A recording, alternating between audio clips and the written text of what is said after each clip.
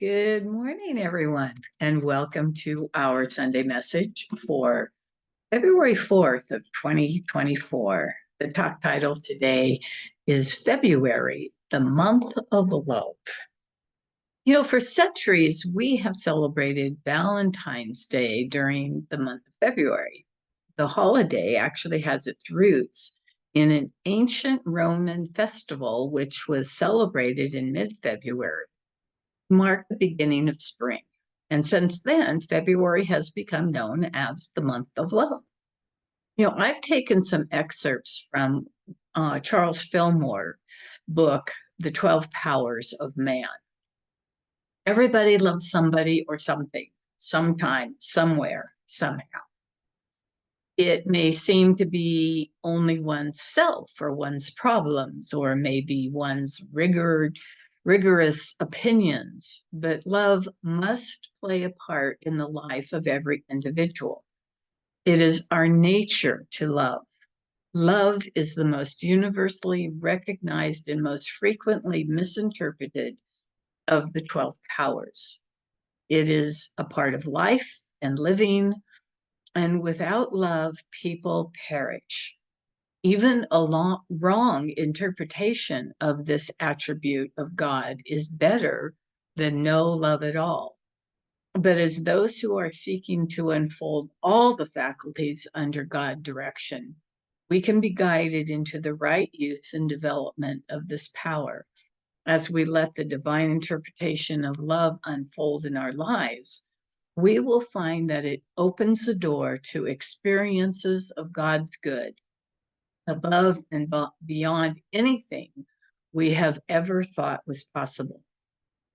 Another quote is, "In spirit, love is the pure essence of being that binds together the whole of humanity.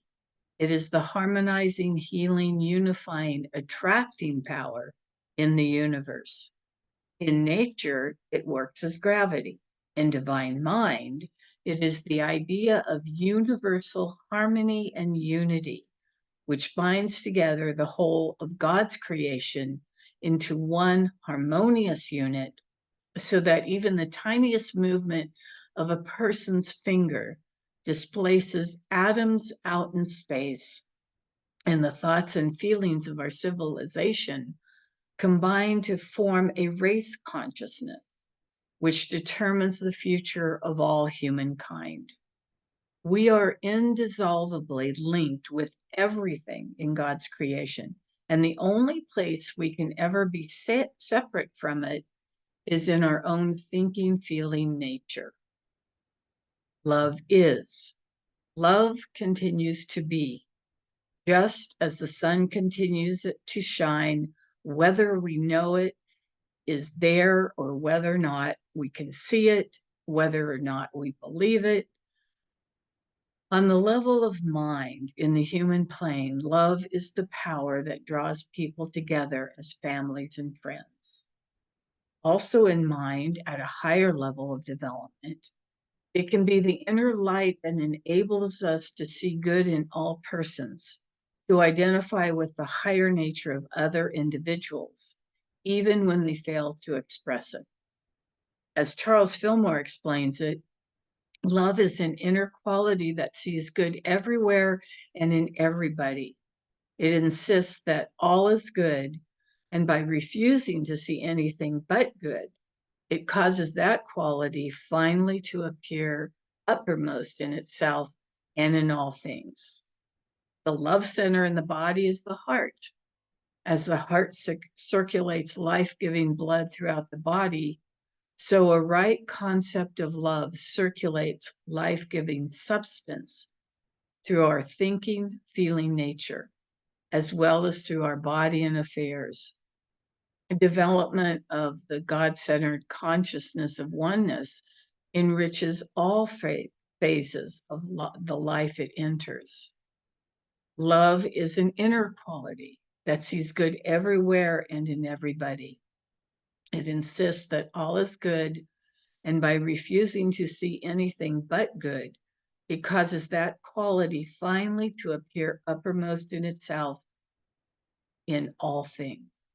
It is love that looks past appearances to behold the truth of being. It is love that enables us to live in harmony with all our universe. It is love that heals, prospers, attracts, holds, and makes real the good ideas. And divine love is the greatest power of protection in the universe. Love gives body to our aspirations and direction to our evolution. It is not necessary for us to like all that we see in the world. We do not have to agree with the wrong things that people do. But regardless of appearances, we must love the Christ or God in all persons and all things. We must, because it is our nature to love and because he loved us. Now, this all came from the chapter on love in the 12 Powers of Man. And as we look into love itself, we find that writers have separated love into three categories. Yet lately, we've been introduced to a fourth type of love. First, though, let's go over the first three types of love. Eros refers to physical or sexual. The concept of physical love expressed in the concept of marriage is found and affirmed in the New Testament. Eros love is a type of love characterized by feelings of sexual attraction and an intense, passionate desire for someone. You know, it's often considered to be a more passionate and intense form of love. Eros lovers tend to place great emphasis on physical appeal and share the belief that they have only one true love. They seek deep, intense, and passionate relationships, yearning for intimate connections, valuing strong physical and emotional chemistry. The Greek philosopher Plato also described Eros as one's desire to seek an ideal beauty that transcends the individual and reminds people of the beauty that exists in the world. Philia means warm affection or friendship. It was commonly used with reference to friendships or family relationships. Actually, the first type of love we experience when we're first born in our first few years, because that's the closeness of friendship that we experience in our very young living life. For example, it was used in Matthew 10:37 to indicate love for father and mother or for son and daughter. Philia was the word used in Jesus's love for his friend Lazarus in John chapter 11, verses 3 and 36, and his love for his disciple John in John 22. Filial love is a type of love that is based on mutual respect or devotion, joint interests, and common values. It's the love of equals who are united in a common purpose, pursuit, good, or end. Philia is one of the four types of love in the Bible and is often described as close friendship or brotherly love. Philia love is characterized by goodwill, friendship, affection. It's not solely based on emotions or spiritual connection, but rather relies on shared values and common goals to maintain its strength. Traits of strong filial love between friends describe things like acceptance of one another's differences, honesty, compassion, and trust.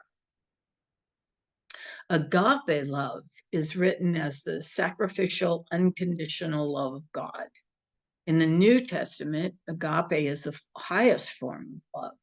And we are commanded to love God in Matthew 22, verse 37, and love one another in John 13, verse 34, with agape love. Agape love is what Fillmore wrote about. Agape is a term used in Christianity to describe the highest form of love, which is unconditional and selfless. It is the love of God for humans and the love of humans for God. Agape love is characterized by its sacrificial nature and its ability to persist regardless of the circumstance. It's often contrasted with other forms of love, such as philia, which is brotherly love, and eros, which is romantic love.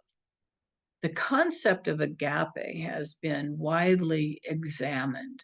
The term has been used by many Christian writers to describe what they believe is the highest variety of love known to humanity, a selfless love that is passionately committed to the well-being of others. And here's a quote from Corinthians chapter 13, verses 4-7, that describes agape love. Love is patient. Love is kind. It does not envy. It does not boast. It is not proud. It does not dishonor others. It is not self-seeking. It is not easily angered. It keeps no record of wrong. Love does not delight in evil, but rejoices with the truth. It always protects, always trusts, always hopes, always perseveres. So the question is, what could top that? So as we are observing these three types of love, we understand that they are the type of love that we humans hold inside of ourselves. They are what we from ourselves give out to the world.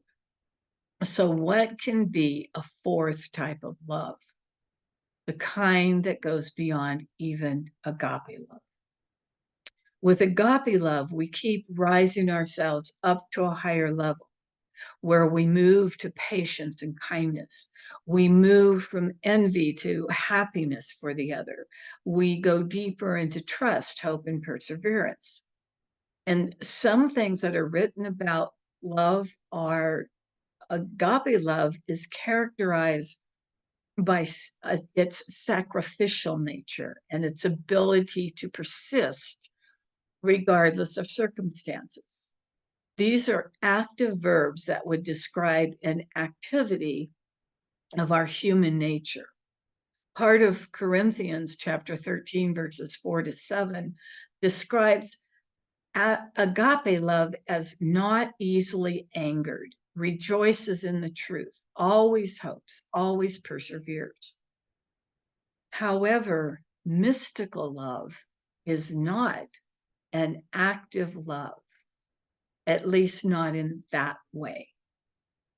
Mystical love, on the other hand, doesn't even have a concept of envy or boasting or pride in it. It doesn't know anger or hoping or even perseverance. It doesn't even understand those concepts. It is a love beyond all that goes on in this world. You know, we could say it's agape love, but most of the time to reach agape love, we are moving from one stance to a higher level. It is where there is still a concept of the other, but we go to that higher place. Mystical love, on the other hand, doesn't even see or sense the opposite. There is no opposite. There is only that pure love. Nothing else exists. Mystical love is like the light bulb, although millions of times brighter. Mystical love is just love at the highest possible brightness. It just is. Like the light bulb, it just shines. It doesn't think about anything else. All it does, all it is love without anything else around it. Mystics have spoken about this type of love for centuries. They have stated that there comes a point in their evolution where all they were was love. There was no thought of anything. They were just pure love itself. They were filled with a light that outshone anything that they had ever seen. All around them was this light, and inside of themselves was the pure essence of love, with no thought going on inside, just pure, radiant love. And with this type of love, the mystics have stated there is no sense of sacrifice or perseverance.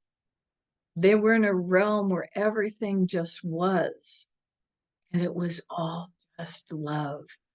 No sense of time or space, no sense of hot or cold, no sense of comfort or non-comfort, no sense of anything except being enveloped in pure love. And in this state, there was nothing to judge because all was a part of this love. All was one. So, how do we reach this type of love? Through meditation, realizing the Christ within, living as the Christ within more and more often during each and every moment. We have filial love in all our growing up stages. In our life, we move through eros love. Then when we are ready, we begin to look more and more to God for our connection. At that point in time, we begin the journey to agape love. As we live more and more in agape love, it becomes an easy transition through greater times of meditation to have moments of mystical love come into our lives. We might only have it for half a second at first. Through deeper meditations, they may last 2 seconds or 5 seconds. And before we know it, we have spent 2 or 3 minutes in mystical love.